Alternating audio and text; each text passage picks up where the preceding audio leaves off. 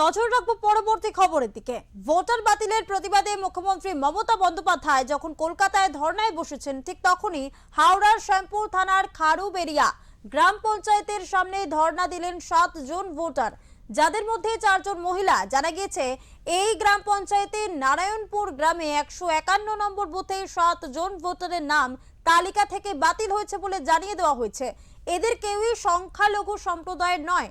উল্লেখ্য, এদের নোটিশ আসার পর সকলেই প্রয়োজনীয় তথ্য জমা দেন, কিন্তু তালিকা প্রকাশের পর দেখা যায় এদের ভোটার তালিকায় বাতিল বলে জানানো হয়েছে। আর এই ঘটনার জেরে আতঙ্কিত ভোটাররা। কোথায় গেলে মিলবে সুরাহা, তার খোঁজে এখানে ওখানে ছুটছেন এই ভোটাররা।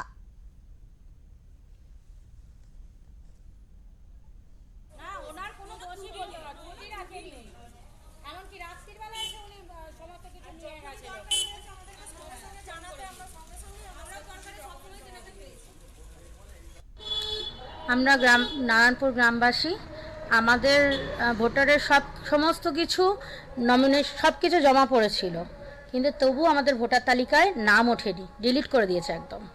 সেটার কারণটা কি? হ্যাঁ, নোটিশ এসেছে। হ্যাঁ, নোটিশ এসেছিল।